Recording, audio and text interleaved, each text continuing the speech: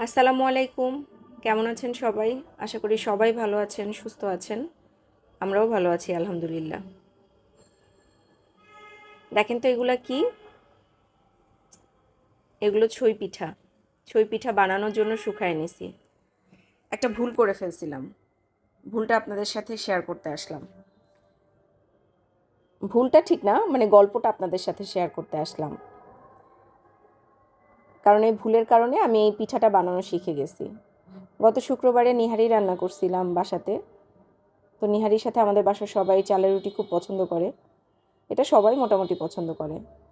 তো আমি তো চালের রুটি বানাতে গেলে শক্ত হয়ে যায় বা ফেটে ফেটে যায়, নরম করতে পারি না, যার কারণে আমি খালাকে দিয়ে বানাই নিই।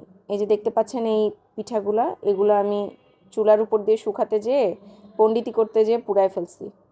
এই যে দেখেন, একদম পুড়ে পুড়ে গেছে আর লেগে লেগে গেছে। আর যেগুলো চুলার নিচে দিয়ে শুকাইছি ওগুলো আবার সুন্দর মতো শুকে গেছে, ঝরঝরে হয়ে গেছে। তো যাই হোক, গল্পটা বলি।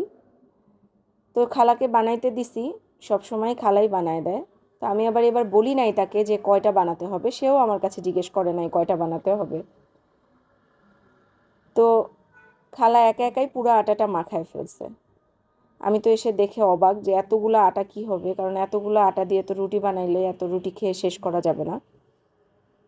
তো কিছু রুটি বানানো হলো, আর বাকি আটাটা দিয়ে খালা বলল, খালা আপনি ছই পিঠা বানায় নেন। তো আমি তো ছই পিঠা কখনো বানাই নাই, দেখিও নাই কিভাবে বানায়। তো খালা আমাকে বললো, আচ্ছা খালা আমি বানাই দিচ্ছি, আপনি দেখেন শিখে নেন।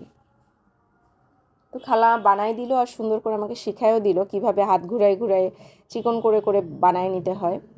তো খালার থেকে শিখলাম এই জিনিসটা নতুন করে। আমার রান্না শিখতে খুব ভালোই লাগে, নতুন নতুন রেসিপি শিখতে খুব ভালো লাগে। তো বানানোর পরে শুকায় নিয়েছি, শুকায় নিয়ে কিভাবে দুধে ভিজাইতে হয় তখন তো খালা ছিল না, খালা বলেও যায় নাই। তা আম্মুর থেকে জিজ্ঞেস করলাম, আম্মা বলে বলে দিল যে কিভাবে করতে হয়। তারপরে দুধে ভিজাইলাম ওইভাবেই। বাটিতে নামাই নিছি, নামাই নিয়ে ফ্রিজে ঠান্ডা করতে দিব এখন আর কি। ফ্রিজে ঠান্ডা হওয়ার পর খাওয়া যাবে, মানে এত গরম এই অবস্থা আসলে খাওয়া যায় না। তো ফ্রিজে ঠান্ডা করার পরে আমার জামাইকে খেতে দিছিলাম। ভুল থেকে শিক্ষা পাইলাম, ভুলটাকে এখন ভুল মনে হচ্ছে না। এই যে আমার জামাইকে খাইতে দিছি, আমার জামাই খেয়ে বলতেছে ভালোই হয়েছে, আরেকদিন বানাইতে। তো নেক্সট যেদিন বানাবো সেদিন আপনাদের সাথে পুরো রেসিপিটা শেয়ার করব।